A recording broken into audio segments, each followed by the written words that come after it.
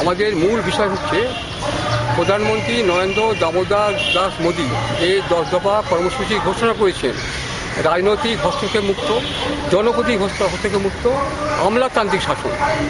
কিন্তু আমলাতান্ত্রিক শাসনে আমরা প্রথমেই মার খেয়েছি যে কেন্দ্রীয় সরকার থেকে 31টি চিঠি পাঠিয়েছিল, কিন্তু মাননীয় চিফ সেক্রেটারি এবং চিফ এক্সিকিউটিভ অফিসার ওয়াকফ বোর্ড একটি চিঠিরও জবাব দেওয়ার মনে করেননি। যেহেতু ওয়াক ইনকোয়ারিতে আমাদের মাননীয় চিফ মিনিস্টার মমতা বন্দ্যোপাধ্যায় বলেছেন যে সিবিআই ইনকোয়ারি হবে, কিন্তু সিবিআই ইনকোয়ারি মানুষকে শুধু ধাপ্পা দেওয়া হয়েছে, সিবিআই ইনকোয়ারি হয়নি। এবং লক্ষ লক্ষ একর জমি ওয়াক সম্পত্তি উদ্ধার করলে অন্তত ভারতবর্ষে অনেক উন্নয়ন সম্ভব হবে। কিন্তু সবচেয়ে বড় আমরা অভিযোগ জানাচ্ছি যে আমরা উৎপল মাহাতোকে আমরা আদিবাসী যুবক, তাকে আমরা কেন্দ্রীয় সরকারের ভিত্তিতে আমরা কমার্শিয়াল পাইলট ট্রেনিংয়ে পাঠিয়েছিলাম ভোপালে, এবং সে গ্রাউন্ড লাইসেন্সও পেয়েছিল 2010 সালের ডিসেম্বরে।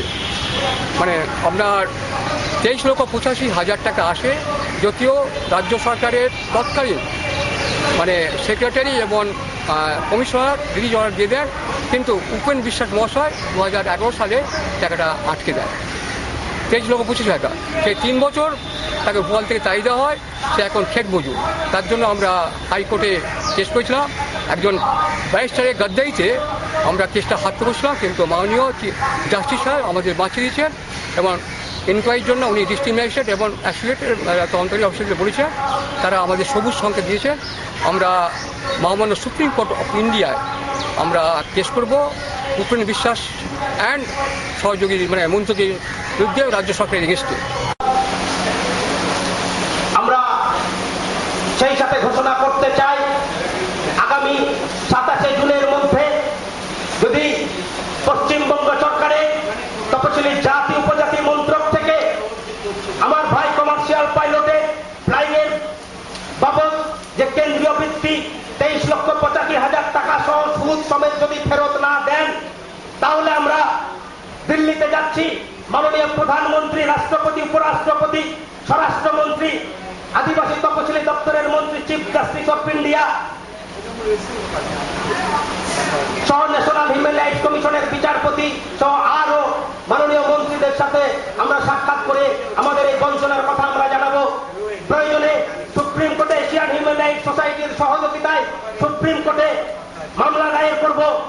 সেই সাথে আরো জানাতে চাই আমরা রাষ্ট্রসংঘকেও জানাবো, এবং আমার ভাইয়ের যে এই 3টে বছর তার জীবন থেকে কেড়ে নেওয়া হয়েছে, তার চাকরি লাইফের শেষ 43, 44, 45 বছরের যে চরম ক্ষতি সাধন করেছেন মাননীয় মন্ত্রী উপেন্দ্রনাথ বিশ্বাস, তার বিরুদ্ধে মাননীয় সুপ্রিম কোর্টে আমরা মহামান্য সুপ্রিম কোর্টে এবং রাষ্ট্রসংঘ কর্তৃক আমরা 30 কোটি ক্ষতিপূরণ দাবি করব। এবং সেই সাথে বলতে চাই সমগ্র রাজ্যবাসী, ভারতবাসী তথা বিশ্ববাসী এবং রাষ্ট্রসংঘের সমগ্র শুভবুদ্ধি সম্পন্ন সমাজসেবী মানুষের কাছে আবেদন জানায়, আজকে অবহেলিত দরিদ্র আদিবাসী মানুষের প্রতি এখনো বঞ্চনা আজকের এই শিক্ষিত সমাজে যা চরম ভিন্নতম বিষয়, আপনারা সার্বিক সহযোগিতা করুন। Ustad Ashik Ali Khan and Ganapati Ali Khan sahab, and he's also good brother of Ustad Karimullah Ali Khan, and everybody perhaps have heard of Ustad Karimullah Ali Khan sahab, Ustad Amin Khan sahab, and it's a great privilege, and I must say that Ustad ji has already expressed his eagerness to be here to present his music to the audience of Kolkata, the cultural capital of India. Thank you. I hope you will all get all your cooperation. Thanks a lot. Thank you for coming here. Thank you. Kolkata Cultural Headquarters of India and Calcutta Shobdare all over India regarding education, culture and civilization. এখন